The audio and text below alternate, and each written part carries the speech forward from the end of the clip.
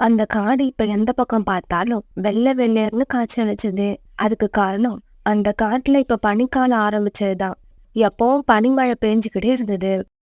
அந்த காட்டுல உள்ள எல்லா பறவைகளும் வீட்டை விட்டு வெளியே வராம கொட்டிக்கிட்டு இருக்க பனிமழைய வேடிக்கை பார்த்துக்கிட்டு இருந்தாங்க. அம்மா, இந்த பனிக்காலம் ஏன் தான் வருதோ? எனக்கு இந்த பனிக்காலம் கொஞ்சம் கூட பிடிக்கவே இல்லை. எப்பவும் வெயில் காலமாவே இருக்கணும். பியூட்டி, அப்படி சொல்லக்கூடாது. ஒவ்வொரு காலமும் நமக்கு விதவிதமான உணவுகளையும் விதவிதமான பூக்களையும் புதுசு புதுசா கொண்டு வரும். தங்களோட வீட்டுக்குள்ள படுத்திருந்த சோனா குருவியும் பியூட்டியும் இப்படி பேசிக்கிட்டு அப்படியே தூங்கிட்டாங்க. மறுநாள் காலையில ரீட்டா கிளி தண்ணீர் குடிக்கிறதுக்காக நதி பக்கம் பறந்து போச்சு. நதியோட நீர் கண்ணாடி மாதிரி உறைஞ்சு போயிருக்கிறத பார்த்துட்டு ரொம்பவும் அதிர்ச்சி ஆயிடுச்சு. நதியோட தண்ணி எல்லாம் ஐஸ் கட்டியா மாறிடுச்சு. எல்லாரும் வாங்க, எல்லாரும் வாங்க. ரீட்டா கிளி இப்படி சத்தம் போட்டு கத்தின உடனே அந்த சத்தத்தை கேட்டு புறா, சோனா குருவி எல்லாரும் அங்க வந்தாங்க. இப்ப வரைக்கும் நமக்கு உணவு கிடைக்கிறது தான் பிரச்சனையா இருந்தது. இதுக்கப்புறம் குடிக்க தண்ணி கூட கிடைக்காது. நம்ம காட்டுல இருந்ததே ஒரு நதி, அதுவும் இப்படி மாறிடுச்சு. சோனா, எத்தனை நதி இருந்தாலும் இந்த காலத்துல எல்லாமே இப்படி ஐஸ் கட்டியே தான் மாறி போயிடும். இப்படி பேசிக்கிட்ட இவங்க பிறகு தண்ணீர் குடிக்கிறதுக்காக அருவிக்கரைக்கு பறந்து போனாங்க. ஆனா பாவம், இவங்க போனப்ப அந்த அருவியும் ஐஸ் கட்டியா உறைஞ்சு போயிருந்தது. அதனால இதுக்கப்புறம் குடிநீருக்கு என்ன பண்றதுன்னு தெரியாம ரொம்பவும் கவலைப்பட்டாங்க. புறான்னா, எங்க அம்மா வீட்டுல இருந்து ரொம்ப தூரம் தள்ளி ஒரு அருவி இருக்கு. அந்த அருவிக்கு பேர் வெந்நீர் அருவி. அந்த அருவி நீர் எப்பவும் சூடாவே இருக்கும். நான் சின்ன வயசுல அங்க போயிருக்கேன். வாங்க, இப்ப அங்க போய் நம்ம தண்ணி குடிச்சிட்டு வரலாம். சோனா, அந்த அருவிக்கு நாம போய் சேர்றதுக்கே 2 நாள் ஆயிடும். அங்க போய் சேர்றதுக்குள்ள நாம நாக்கு வறண்டு செத்துருவோம். ஆமா, ரீட்டா சொல்றது உண்மைதான். அவ்வளவு தூரத்துல உள்ள அருவிக்கு நாம தினமும் போய் வந்துகிட்டு இருக்க முடியாது. இப்படி பேசிக்கிட்ட பறவைகள் எல்லாரும் பிறகு தண்ணீர் குடிக்காமலேயே தங்களுடைய வீடுகளுக்கு திரும்பி வந்தாங்க. காலுஜி, உங்களுக்கு விஷயம் தெரியுமா? நம்ம காட்டுல உள்ள நதி, அருவி, இப்படி தண்ணீர் உள்ள இடம் எல்லாமே ஐஸ் கட்டியா மாறிடுச்சான். இதனால நம்ம காட்டுல உள்ள எல்லா பறவைகளும் ரொம்ப குழப்பத்துல இருக்காங்க. கோரி, எல்லா பறவைகளும் குழப்பத்துல இருக்கிறது உண்மைதான். ஆனா இப்படி குழப்பமான சமயத்துலதான் நாம பணம் சம்பாதிக்க ஏதாவது வழி கிடைக்குதான்னு பார்க்கணும். காலுஜி, நீங்க சொல்றது எனக்கு எதுவும் புரியல. குடிக்கவே தண்ணி கிடைக்கல. இந்த நிலைமையில நாம எப்படி பணம் சம்பாதிக்க முடியும்? கோரி, எங்க மாமா வாழ்ற காட்டுல ஒருத்தர் வாட்டர் டேங்கர் வாடகைக்கு விட்டுக்கிட்டு இருக்காரு. மாமா கிட்ட சொல்லி ஒரு டேங்கரை நம்ம வாடகைக்கு எடுத்துக்கிட்டு வந்து அப்புறம் வெந்நீர் அருவிக்கு போய் அதுல தண்ணி பிடிச்சுக்கிட்டு வந்து நம்ம காட்டுல கூடுதலா விளை வச்சு விற்போம். காலுஜி, உங்க மூளையே மூளை. நம்ம காட்டுல உள்ள பறவைகள் நம்ம கிட்ட எப்படி இருந்தாலும் தண்ணி வாங்கி தான் ஆகணும். அப்படி வாங்கலன்னா அவங்க தண்ணீர் குடிக்காம தாகத்துல செத்துருவாங்க. நாம என்ன விலைக்கு கொடுத்தாலும் அதை வாங்குறத தவிர அவங்களுக்கு வேற வழி இல்லை. பிறகு மறுநாள் காலுக்காக தன்னோட மாமாவை பார்க்க அவர் வாழற காட்டுக்கு பறந்து போச்சு. மாமாஜி, எனக்கு எப்படியாவது வாட்டர் டேங்கர் ஒன்று வாடகைக்கு எடுத்து கொடுங்க. வாட்டர் டேங்கர் வாடகைக்கு வேணுமா? டேய் காலு, அதை வச்சு நீ என்னடா பண்ண போற? மாமாஜி, எங்க காட்டுல இருக்கிற நதியும் அருவியும் ஐஸ் கட்டியா மாறிடுச்சு. அதனால வெந்நீர் அருவியிலிருந்து தண்ணீர் எடுத்துக்கிட்டு போய் எங்க காட்டுல உள்ள பறவைங்க கிட்ட வியாபாரம் பண்ண போறேன். டேய் காலு, நீ இப்படி வியாபாரம் பண்ண ஆரம்பிச்சின்னா கூடிய சீக்கிரம் பணக்காரனா மாறிடுவ. அப்புறம் அதுக்கு உதவி பண்ணுன இந்த மாமாவை மறந்துடாத. எப்பவும் ஞாபகம் வச்சுக்க. கிடைக்கிற லாபத்துல எனக்கும் கொஞ்சம் பங்கு கொடு. மாமாஜி, உங்களுக்கு இல்லாததா? லாபம் வரட்டும், உங்களை கூப்பிட்டு உங்களுக்கான பங்கை கொடுத்துட்றேன். பிறகு காலுக்காக தன்னோட மாமா காட்டுல இருந்து வாட்டர் டேங்க வாடகைக்கு எடுத்துக்கிட்டு வெந்நீர் அருவியை நோக்கி போச்சு. பிறகு வெந்நீர் அருவியில இருந்து டேங்கர்ல தண்ணீர் பிடிச்சுக்கிட்டு மறுபடியும் தன்னோட காட்டுக்கே திரும்பி வந்தது. காலுஜி, வந்துட்டீங்களா? எவ்வளவு நேரமா நான் உங்களுக்காக காத்திருக்கிறது. கோரி, ஒரு வாளி தண்ணி 100 ரூபான்னு ஃபிக்ஸ் பண்ணியிருக்கேன். அதுக்கு குறைச்சி யாருக்கும் கொடுத்துடாத. அப்புறம் கூட்டம் எப்படி வருதுன்னு பார்த்துக்கிட்டு விலையை இன்னும் அதிகமாக்குவோம். சூடான தண்ணீர், சுவையான தண்ணீர். தண்ணீரே கிடைக்காத காட்டுக்கு தண்ணீர் எடுத்துக்கிட்டு வந்திருக்கோம். எல்லாரும் சீக்கிரம் வந்து வாங்கிக்கிட்டு போங்க. தங்களுடைய காட்டுக்கு குடிநீர் லாரி வந்தது கேள்விப்பட்டு எல்லா பறவைகளும் ரொம்ப சந்தோஷமானாங்க. அம்மா அம்மா, தண்ணி லாரி வந்திருக்கு. சீக்கிரம் போய் தண்ணி பிடிச்சுக்கிட்டு வாங்க. எனக்கு ரொம்ப தாகமா இருக்கு. ரீட்டா, அங்க பாரு, காகங்கள் தண்ணி லாரி எடுத்துக்கிட்டு வந்திருக்காங்க. சீக்கிரமா வாளியை எடுத்துக்கிட்டு போய் தண்ணி பிடிச்சிட்டு வா. கோரிக்காகத்தோட சத்தத்தை கேட்ட எல்லா பறவைகளும் வாளியை எடுத்துக்கிட்டு தண்ணி லாரி கிட்ட வந்து சேர்ந்தாங்க. ஆளு கோரி, நீங்க 2 பேரும் எங்களோட கஷ்டத்தை தெரிஞ்சு ஒரு அருமையான வேலை பண்ணிருக்கீங்க. இந்த காட்டை விட்டுட்டு வேற எந்த காட்டுக்கு போகலான்னு யோசனையில இருந்தோம். இதுக்கப்புறம் எங்கேயும் போக தேவையில்லை. காலு, கோரி, மத்த பறவைகளுக்கு பயன்படுற மாதிரி இப்பதான் ஒரு காரியம் பண்ணிருக்கீங்க. இங்க பாருங்க பறவைகளே, நாங்க என்னமோ இந்த தண்ணிய ஓசியில கொடுக்க போறோன்னு நினைச்சு ரொம்ப சந்தோஷப்படாதீங்க. ஒரு வாளி தண்ணீரோட விலை 100 ரூபாய். 100 ரூபாய் இருக்கிறவங்க வாங்குங்க, இல்லாதவங்க தலையில வாளிய கவுத்துக்கிட்டு அப்படியே போயிடுங்க. இந்த பனிக்காலத்துல உங்களுக்கு சூடான தண்ணியை யார் கொண்டு வந்து கொடுப்பா? அதுக்காக நீங்க 100 ரூபாய் கொடுக்கறது ஒன்றும் தப்பு இல்லை. காலண்ணா, விலை அதிகமா கம்மியாங்கிறது இப்ப பிரச்சனை இல்ல. நீங்க கேட்ட 100 ரூபாய வாங்கிக்கிங்க. ஆனா எங்களுக்கு தினமும் இதே மாதிரி தண்ணி கொண்டு வந்து கொடுத்துருங்க. இப்படி சொன்ன பறவைகள் பிறகு 100 ரூபாய கொடுத்துட்டு தண்ணீர் பிடிக்க ஆரம்பிச்சாங்க. நிறைய பறவைகள் வந்து தண்ணீர் பிடிச்சதால தண்ணீர் சீக்கிரமாவே தீர்ந்து போயிடுச்சு.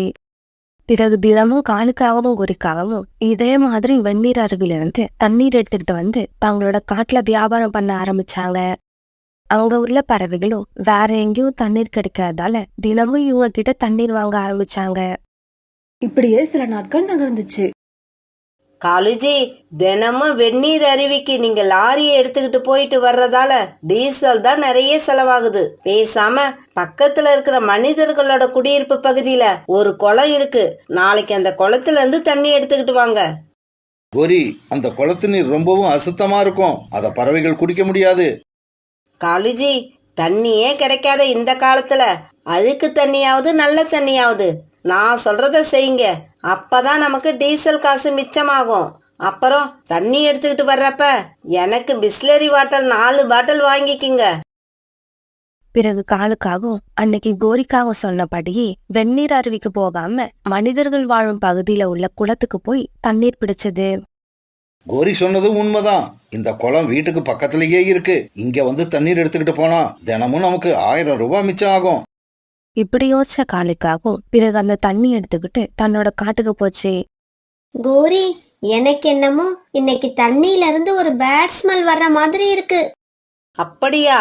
உன் பக்கத்துல நிக்கிற புறாவை கொஞ்சம் தள்ளி நிக்க சொல்லு. எனக்கு என்னவோ புறா கிட்ட இருந்து தான் இந்த ஸ்மெல் வர மாதிரி இருக்கு. அது வேற ஒண்ணும் இல்ல கோரி, குடிக்க தண்ணீர் கிடைக்கிறதே கஷ்டமா இருக்கு. அதனால இந்த பறவைகள் எல்லாம் ரொம்ப நாளா குளிக்காம இருக்காங்கன்னு நினைக்கிறேன். இப்படி சொல்லிட்டு காலுவும் கோரியும் விழுந்து விழுந்து சிரிச்சாங்க. காலண்ணா, உண்மையாவே தண்ணீர் இன்னைக்கு பழைய மாதிரி இல்ல. பாருங்க, இஷ்டம் உள்ளவங்க மட்டும் வாங்கிக்கிட்டு போங்க, இஷ்டம் இல்லாதவங்க வாங்க வேண்டாம். நாங்க யாரையும் வாங்கியே ஆகணும்னு கட்டாயப்படுத்தல. கோரிக்காக இப்படி சொன்ன உடனே வேற வழி இல்லாத பறவைகள் அந்த குளத்து நீரையே 100 ரூபாய் கொடுத்து வாங்கிட்டு போனாங்க. காலுஜி, பாத்தீங்களா, இவ்வளவு நாளா ரொம்ப தூரம் போய் நீங்க தண்ணி எடுத்துட்டு வந்து காசை வேஸ்ட் பண்ணிட்டீங்க. ஒவ்வொரு வேலைக்கும் ஷார்ட்கட்னு ஒண்ணு இருக்கு, அதை நாம தான் தேடி கண்டுபிடிக்கணும். அன்னைக்கு ராத்திரி சோனா குருவியும் பியூட்டியும் தங்களோட வீட்டுல படுத்து தூங்கிட்டு இருந்தாங்க. சுத்தமில்லாத குளத்து நீரை குடிச்சதால சோனா குருவி பியூட்டி 2 பேருக்குமே வயிற்று வலி வர ஆரம்பிச்சது. அம்மா அம்மா, எனக்கு வயித்த வலிக்குது. பியூட்டி, அம்மாவுக்கு கூட வயிற்று வலிக்குது. இந்த காகங்கள் கொண்டு வந்த தண்ணி சுத்தமில்லாத தண்ணின்னு நினைக்கிறேன். ரீட்டா கிளி வீட்லயும் ரீட்டா கிளி ராக்கி கிளி 2 பேருமே வயிற்று வலி வந்து தூங்கவே இல்ல. என்னங்க வயித்த வலிக்குதுன்னு சொல்றேன், பேசாம உக்காந்துருக்கீங்க. ராணி, எனக்கும் வயித்த வலிக்குது, அதனாலதான் பேசாம உக்காந்துருக்கேன். நீயும் வாய மூடிக்கிட்டு உக்காரு. பிறகு காலையில எல்லா பறவைகளும் ஒன்னா சேர்ந்தாங்க. இந்த காகங்கள் நேத்து கொண்டு வந்த தண்ணீரானதான் நமக்கு இப்படி ஆயிடுச்சுன்னு நினைக்கிறேன். ஆமா, அதுதான் உண்மையா இருக்கணும். இந்த காகங்கள் இந்த தண்ணீரை எங்க இருந்து கொண்டு வராங்கன்னு தெரியல. இந்த தண்ணி எங்க இருந்து வருதுன்னு இன்னைக்கே கண்டுபிடிச்சிடுவோம். பிறகு அன்னைக்கு காலுக்காகத்தை ஃபாலோ பண்ணிக்கிட்டு போன சோனா குருவியும் புறாவும் குளத்துல இருந்து காலுக்காகம் தண்ணீர் எடுக்கிறத பாத்துட்டாங்க. சோனா, உண்மை என்னன்னு இப்ப நமக்கு தெரிஞ்சு போயிடுச்சு. சீக்கிரமா வா, இத சொல்ல வேண்டிய இடத்துல சொல்லியாகணும். இப்படி பேசிக்கிட்ட சோனா குருவியும் புறாவும் நேரா அரண்மனைக்கு பறந்து போனாங்க. பருந்து மகாராஜாவை பார்த்து நடந்தது எல்லாத்தையும் சொன்னாங்க. காகங்கள் கொண்டு வந்த தண்ணீரோட சாம்பிள் இதுல இருக்கு மகாராஜா. மந்திரி, இந்த தண்ணீரை நம்ம லேபிள கொடுத்து பரிசோதனை பண்ண சொல்லுங்க. கொஞ்ச நேரம் கழிச்சு மந்திரி மறுபடியும் அரண்மனைக்கு வந்தாரு. மகாராஜா, இந்த தண்ணீர்ல காலராவை உண்டாக்கக்கூடிய கிருமிகள் இருக்கு. அந்த காகங்கள் ஒரு வாளி தண்ணீரை 100 ரூபாய்க்கு விற்கிறாங்கன்னு ஏற்கனவே எனக்கு ரிப்போர்ட் வந்துச்சு. இருந்தாலும் தண்ணீர் கிடைக்காத காலத்துல நல்ல தண்ணீரை கொண்டு வந்து கொடுக்கறாங்கன்னு நினைச்சு பேசாம இருந்தேன். இதுக்கப்புறம் அந்த காகங்களை நான் பாத்துக்கிறேன். நீங்க இனிமே அந்த காகங்கள் கிட்ட தண்ணீர் வாங்க தேவையில்லை. நம்ம அரசாங்கத்துல இருந்து இனிமே தினமும் தண்ணீர் லாரி உங்க வீட்டுக்கிட்ட வரும். அதுல நீங்க இலவசமா தண்ணீர் பிடிச்சுக்கலாம்.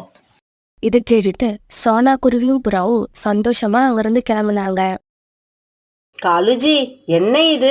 வண்டி வந்து நின்னு 1/2 மணி நேரம் ஆகுது, இன்னும் தண்ணி பிடிக்க யாருமே வரல. வருவாங்க. வாளி பணம் எல்லாத்தையும் எடுத்துக்கிட்டு வீட்டை விட்டு வெளியில வர வேண்டாமா? இப்படி சொன்ன காலுக்காகவும் டயர்ல சாஞ்சு படுத்து தூங்க ஆரம்பிச்சது. காலுஜி, அங்க பாருங்க, அரண்மனையில இருந்து வீரர்கள் நம்மள நோக்கி தான் பறந்து வராங்க. அப்படியா? அரண்மனையிலயும் தண்ணீர் பஞ்சம் வந்துருச்சுன்னு நினைக்கிறேன். வீரர்கள் வந்து கேட்டா அவங்களுக்கு 10 ரூபாய் குறைச்சி ஒரு வாளி 90 ரூபான்னு கொடு. காலு, கோரி, உங்க 2 பேரையும் மகாராஜா உடனே அரண்மனைக்கு அழைச்சிக்கிட்டு வர சொன்னாரு. இங்க பாருப்பா, நீங்க நினைச்ச உடனே நாங்க உங்க கூட வந்துட முடியாது. இந்த தண்ணி எல்லாம் வித்துட்டு தான் வர முடியும். இதுக்கப்புறம் நீங்க தண்ணீர் வியாபாரம் பண்ணணும்னு அவசியம் இருக்காது. உடனே கிளம்பி எங்க கூட வாங்க. மகாராஜா, வெந்நீர் அருவிக்கு போய் தண்ணி எடுக்க லேட் ஆகுது. அது வரைக்கும் பறவைகள் தண்ணி இல்லாம கஷ்டப்படுறாங்களேன்னு நினைச்சுதான் பக்கத்துல உள்ள குளத்துல இருந்து தண்ணி எடுத்தோம். தயவு செய்து தப்பா நினைக்காதீங்க. ஆமா மகாராஜா, தண்ணி இல்லாம பறவைகள் படுற கஷ்டத்தை பார்க்க முடியாம தான் அவசரத்துக்கு ஒரே ஒரு நாள் அந்த குளத்துல தண்ணி எடுத்தோம். இது ஒரு தவறா? காகங்களே, நீங்க செஞ்சது தவறே இல்ல. அதனாலதான் நீங்க ஜெயில இருக்க போற 1 வருஷமும் நீங்க குடிக்கிறதுக்கான நீரை அந்த குளத்துல இருந்து எடுத்துக்கிட்டு வர போறோம். மகாராஜா இப்படி சொன்னதை கேட்ட காகங்கள் 2 பேரும் எதுவுமே பேச முடியாம மௌனமா அழ ஆரம்பிச்சாங்க. அம்மா, நான் வெளியில போய் விளையாண்டுட்டு வரேன், என்ன தேடாதீங்க. இப்படி சொல்லிட்டு குக்கு தன்னோட வீட்டுக்கு வெளியில வந்து அங்க பறந்துகிட்டு இருக்க தும்பிகளோட விளையாட ஆரம்பிச்சான். இப்படி கொஞ்ச நேரம் விளையாண்டுகிட்டு இருந்த குக்கு திடீர்னு தரையில புதுசா மறைஞ்சிருக்க நிறைய சின்ன செடிகளை பார்த்தான். உடனே குக்கு தாவி அது பக்கத்துல போய் உட்கார்ந்தான். இந்த செடிகள் என்ன செடியா இருக்கும்? ஆப்பிள் செடியா இருக்குமா, இல்ல கொய்யா செடியா இருக்குமா? எந்த செடியா இருந்தா என்ன? நாம இந்த செடிகளுக்கு தண்ணி ஊத்துனா சீக்கிரமாவே காய் காய்க்க ஆரம்பிச்சிடும். இப்படி நினைச்ச குக்கு பிறகு தண்ணீர் எடுத்துட்டு வந்து அந்த செடிக்கு ஊத்துனான். பிறகு கொஞ்ச நேரம் கழிச்சு குக்குவோட அம்மா சோனா குருவியும் அந்த இடத்துக்கு வந்தது. குக்கு, என்ன பண்ணிட்டு இருக்க? அம்மா, இந்த செடிகள் எல்லாம் ஆப்பிள் செடியா இருக்கும்னு நினைக்கிறேன். தண்ணி இல்லாம இந்த செடிகள் எல்லாம் வாடி போய் நிக்குது. அதனாலதான் இந்த செடிகளுக்கு தண்ணி ஊத்திக்கிட்டு இருக்கிறேன். குக்கு, நீ நினைக்கிற மாதிரி இந்த செடிகள் எல்லாம் ஆப்பிள் செடிகள் கிடையாது. அப்படியா? அப்புறம் இந்த செடிகள்ல இருந்து எந்த மரம் தான் வளர்ந்து வரும்? குக்கு, இந்த செடிகள்ல எந்த மரமும் வளராது. ஏன்னா இதெல்லாம் கடலை செடிகள். இன்னும் கொஞ்ச நாள் கழிச்சு இந்த செடிகள் எல்லாம் வளர்ந்த உடனே இந்த செடிகளை பிடிங்கி பார்த்தா இதோட வேர்கள்ல கடலைகள் இருக்கும். அம்மா, கடலைன்னா என்னம்மா? அது எப்படி இருக்கும்?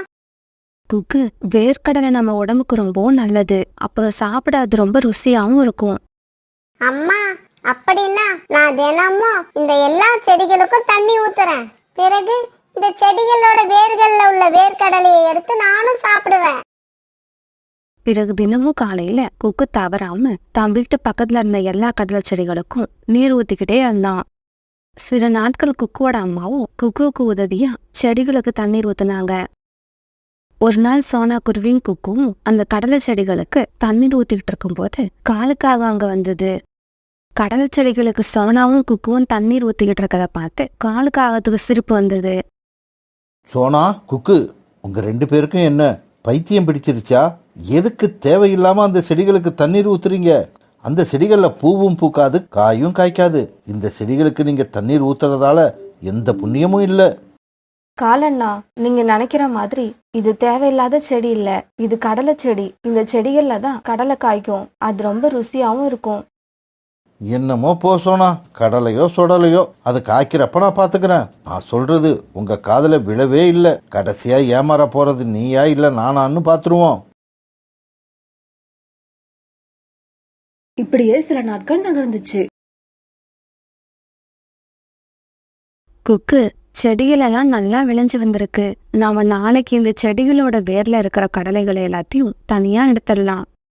அம்மா, கடலை ரொம்ப ருசியா இருக்கும் தானே? குக்கு, இவ்வளவு நாள் பொறுத்துட்ட. இன்னைக்கு ஒரு ராத்திரி தான். நாளைக்கு காலையில நாம இந்த கடலைகளை எடுத்து உரிச்சு சாப்பிடலாம். பிறகு சோனா குருவியும் குக்குவும் அங்கிருந்து தங்களோட வீட்டுக்கு பறந்து போனாங்க. இவங்க போன கொஞ்ச நேரத்துக்கெல்லாம் காலுக்காக அங்க வந்தது. கடலை செடிகள்ல ஏதாவது பூவோ காயோ இருக்குதான்னு பார்த்தது. அப்படி எதுவுமே இல்ல. இந்த செடிகளுக்கு தண்ணீர் ஊத்துறது வேஸ்ட்ன்னு சோனா குருவி கிட்ட நான் எப்பவோ சொல்லிட்டேன். பாவம் சோனா குருவியும் குக்குவும் நல்லா ஏமாற போறாங்க. மறுநாள் காலையில சோனா குருவியும் குக்குவும் தங்களுடைய வயலுக்கு வந்து கடலை செடிகளை எல்லாம் பிடுங்கி ஒரு இடத்துல குவியெல்லாம் போட்டாங்க. பிறகு சோனா குருவியும் குக்குவும் சேர்ந்து செடிகளோட வேர்கள்ல இருந்த கடலைகளை எல்லாத்தையும் செடியில இருந்து பறிச்சு எடுத்தாங்க. குக்கு, நீ இந்த கடலைகளை எல்லாம் யாரும் எடுத்துட்டு போகாம பாத்துக்க. அம்மா போய் நதியில தண்ணீர் குடிச்சிட்டு வந்துடுற. இப்படி சொன்ன சோனா குருவி தண்ணீர் குடிக்க நதி பக்கம் பறந்து போச்சு. சோனா குருவிக்கு தாகம் அதிகமா இருந்தால நதியில இருந்து நிறைய தண்ணீரை குடிச்சது. பிறகு தன்னோட வீட்டுக்கு பறக்க நினைக்கிறப்ப காலுக்காக அங்க வந்துருச்சு. சோனா, என்னோட பேச்சை கேட்காம இத்தனை நாளா உங்களோட உழைப்பையெல்லாம் வீணாக்கிட்டீங்க. இப்போவாவது நான் சொல்றதை கேளுங்க. அந்த செடிகளை எல்லாம் பிடுங்கி போடுங்க. காலண்ணா, நீங்க சொல்றதுக்கு முன்னாடியே அந்த செடிகளெல்லாம் நாங்க பிடுங்கி போட்டுட்டோம். சந்தேகம் வந்தா என் கூட என் வயலுக்கு வாங்க. இப்படி சொல்லிட்டு சோனா குருவி தன்னோட வயலை நோக்கி பறக்க காலுக்காகவும் பின்னாடியே போச்சு. இந்தாங்க காலண்ணா, இந்த கடலையை சாப்பிட்டு பாருங்க. இந்த செடிகளோட வேர்கள்ல இருந்து இதுதான் எங்களுக்கு கிடைச்சது. இப்படி சொன்ன சோனா குருவி கொஞ்சம் வேர்க்கடலை எடுத்து காலுக்காகத்துக்கிட்ட கொடுக்க காலுக்காக அதை சீக்கிரமா சாப்பிட்டு முடிச்சது. சோனா, கடைசியில நான் தான் ஏமாந்து போயிட்டேனா? இந்த கடலைகள் ரொம்பவும் ருசியா இருக்கு. இதை நான் எதிர்பார்க்கவே இல்லை. பிறகு எல்லா கடலைகளையும் எடுத்துக்கிட்டு குக்குவும் சோனா குருவியும் தங்களுடைய வீட்டுக்கு பறந்து போனாங்க. வீட்டுக்கு போன சோனா குருவி தான் எடுத்துட்டு வந்த கடலையை எல்லாருக்கும் கொஞ்சம் கொஞ்சம் பங்கு போட ஆரம்பிச்சது. குக்கு, இத கொண்டு போய் புறா அங்கிள் வீட்டுல கொடுத்துட்டு இந்த பிளேட்டை ரீட்டா ஆண்டி வீட்டுல கொடுத்துரு. சோனா குருவி சொன்ன மாதிரியே குக்குவும் கடலையும் எடுத்துக்கிட்டு போய் புறா அங்கிள் வீட்லயும் ரீட்டா கிளி வீட்லயும் கொடுத்தான். குக்கு, இவ்வளவு கடலைகள் உங்களுக்கு எங்க இருந்து கிடைச்சது? புறாங்கள், எங்க வீட்டுக்கு பக்கத்துல நிறைய கடலை செடிகள் இருந்தது. நானும் எங்க அம்மாவும் தினமும் தண்ணி ஊத்தி அதை பாதுகாத்ததால நேத்து அந்த செடிகளோட வேர்ல இருந்து நிறைய கடலைகள் எங்களுக்கு கிடைச்சது. குக்கு, அம்மா கிட்ட எனக்காக இன்னும் கொஞ்சம் எடுத்து வைக்க சொல்லு. இன்னைக்கு சாயங்காலம் இல்ல நாளைக்கு காலையில நான் வந்து வாங்கிக்கிறேன். காலுஜி, உங்களுக்கு ஒரு விஷயம் தெரியுமா? சோனா குருவியோட வீட்டில் ஏதோ சாப்பிட்ற பொருள் ஒன்று இருக்கான். அது பேர் கூட கடலையோ சொடலையோ ஏதோ ஒன்று சொன்னாங்க. காலுஜி, எனக்கு அந்த பொருளை சாப்பிடணும் போல ஆசையா இருக்கு. கோரி, நீ சொல்றது உண்மைதான். அந்த பொருளோட பேரு கடலை. சோனா குருவி எனக்கும் அந்த கடலையை கொஞ்சம் சாப்பிட கொடுத்தது. அதோட ருசி ரொம்பவும் டேஸ்டா இருந்தது. இப்பவே போறேன். சோனா குருவி வீட்டுக்கு நான் இப்பவே போய் அந்த கடலைய நானும் சாப்பிட்டு பார்க்கறேன். இப்படி சொன்ன கோரிக்காகவும் அங்கிருந்து கிளம்பி சோனா குருவி வீட்டுக்கு பறந்து போச்சு. சோனா, கோரியக்கா, இதுக்கு மேல நீங்க எதுவும் சொல்ல வேண்டாம். நீங்க எதுக்கு வந்திருக்கீங்கன்னு எனக்கு தெரியும். இந்தாங்க, இந்த கடலையை சாப்பிடுங்க. இப்படி சொல்லிட்டு சோனா குருவி ஒரு பிளேட்ல கடலைய வச்சு கோரிக்காகத்துக்கிட்ட கொடுத்தது. உடனே கோரிக்காவை அந்த கடலையை எடுத்துக்கிட்டு தன்னோட வீட்டுக்கு பறந்து போச்சு. இப்படி வீட்டுக்கு போன கோரிக்காவும் எல்லா கடலையும் சாப்பிட்டு முடிக்கிறப்ப ஜக்கு வந்துட்டான். அம்மா, நீ மட்டும் என்னை விட்டுட்டு ஏதோ சாப்பிட்டியே, என்னம்மா அது? ஜக்கு, இது பேரு கடலை. ரொம்பவும் ருசியா இருக்கு. நான் இதை சோனா குருவி வீட்டிலேருந்து வாங்கிட்டு வந்தேன். சீக்கிரமா நீயும் போய் வாங்கி சாப்பிட்டு பாரு. லேட் ஆச்சுன்னா அப்புறம் உனக்கு கிடைக்காம போயிடும். இதோ போறேம்மா, இப்பவே போறேன். இப்படி சொன்ன ஜக்கு வேகமா பறந்து சோனா குருவியோட வீட்டுக்கு போனான். சோனாண்டி, நீங்க எந்த பொருளை எங்க அப்பாவுக்கும் அம்மாவுக்கும் கொடுத்தீங்களோ அதே பொருள் எனக்கும் வேணும். நான் அதை இப்பவே சாப்பிட்டு பார்க்கணும். இந்தா ஜக்கு, இந்த கடலையை தான் நான் உங்க அம்மாவுக்கும் அப்பாவுக்கும் கொடுத்தேன். அந்த கடலையே நீயும் சாப்பிட்டு பாரு. ஜக்கு, நானும் எங்க அம்மாவும் ரொம்பவும் கஷ்டப்பட்டு இந்த கடலைகளை பயிர் பண்ணினோம் தெரியுமா? நாங்க எந்த அளவு கஷ்டப்பட்டோமோ அந்த அளவுக்கு இந்த கடலை ரொம்ப ருசியா இருக்கு. சோனா ஆண்டி, நான் இந்த கடலையை எடுத்துக்கிட்டு போய் நதிக்கரையில உட்காந்து சாப்பிட போறேன். இப்படி சொன்ன ஜக்கு அந்த கடலை பிளேட் எடுத்துக்கிட்டு அங்கிருந்து பறந்து போயிட்டான். கோரி, சோனா கொடுத்த கடலையோட டேஸ்ட் இன்னும் என் நாக்குல இனிக்குது. காலுஜி, சோனாக்குருவி எப்படியும் தன்னோட வீட்டுல நிறைய கடலை வச்சிருக்கோம். வாங்க நாம இன்னைக்கு ராத்திரி போய் முடிஞ்ச அளவு எடுத்துக்கிட்டு வந்துருவோம். கோரி, இந்த மாதிரி வேலையெல்லாம் நீ சொல்லி நான் என்னைக்காவது முடியாதுன்னு சொல்லியிருக்கனா? போவோம், இன்னைக்கு ராத்திரி போயிடுவோம். பிறகு ராத்திரி ஆச்சு. காலுஜி, ராத்திரி ஆயிடுச்சு. நாம இப்ப கிளம்பலான்னு நினைக்கிறேன். கிளம்பலாம் கோரி. சோனா குருவியும் குக்குவும் இந்த நேரம் பாதி தூக்கத்துல இருப்பாங்க. அம்மா அம்மா, இந்த கடலைகள்ல ஏதோ ஒரு மருந்து கலக்குறீங்களே, எதுக்காக இந்த மருந்தை கலக்குறீங்க? குக்கு, நம்ம வீட்ல எலிகள் தொல்லை அதிகமா இருக்கு. அதனால்தான் இந்த கடலைகள் மேல மயக்க மருந்து தெளிச்சுக்கிட்டு இருக்க. எலிகள் இந்த கடலைய சாப்பிட்டா மயங்கி கீழே விழுந்துடுவாங்க. பிறகு நாம எலிகளோட வானை பிடிச்சு தூக்கிட்டு போய் தூரமா விட்டுட்டு வந்துடலாம். அம்மா, இதுதான் ரொம்ப நல்ல ஐடியா. ஏன்னா எலிகளை கொல்றது எனக்கு பிடிக்கல, பாவம் அதுங்க. பிறகு எல்லா வேலையும் முடிச்ச சோனா குருவியும் குக்குவும் அப்படியே தங்களோட படுக்கையில படுத்து தூங்க ஆரம்பிச்சாங்க. தங்களுடைய வீட்டை விட்டு பறந்து வந்த காலுக்காகவும் குரைக்காகவும் சோனா குருவியோட வீட்டுக்கு வந்தாங்க. காலுஜி, சீக்கிரமா உள்ள போய் கடலையை எடுத்துக்கிட்டு வாங்க. கோரி, போன தடவை ஒரு வீட்டில் நாம திருட போகும்போது நான் தான் உள்ள போனேன். அதனால இந்த தடவை நீ உள்ள போ, நான் வாசல்ல நிக்கிறேன். காலுஜி, கடலையை பார்த்தா நான் உணர்ச்சி வசப்பட்டு அங்கேயே உட்காந்து சாப்பிட ஆரம்பிச்சிடுவேன். அதனாலதான் உங்களை போக சொல்றேன். சரி சரி, நானே போறேன். இருந்தாலும் அதை பங்கு பிரிக்கும் போது நான் தான் நிறைய எடுத்துப்பேன். பிறகு காலுக்காகவும் சோனா குருவி வீட்டுல மயக்க மருந்து கலந்திருந்த கடலைய வெளியில எடுத்துட்டு வந்தது. சோனா குருவி வீட்டு வாசல்ல உட்காந்து கோரிக்காகவும் காலுக்காகவும் ஆசை தீர சாப்பிட்டாங்க. இப்படி சாப்பிட்ட அவங்க அப்படியே மயங்கி அங்கேயே விழுந்துட்டாங்க. மறுநாள் பொழுது விடிஞ்சிச்சு. காலையில சோனா குருவியும் குக்கும் கண் விழிச்சாங்க. அம்மா அம்மா, எலிகளுக்கு நீங்க வச்சிருந்த கடலையை எல்லாத்தையும் எலிகள் சாப்பிட்டுடுச்சு. தட்டு காலியா இருக்கு. ஆனா ஒரு எலி கூட வீட்டுக்குள்ள மயங்கி கிடக்கல.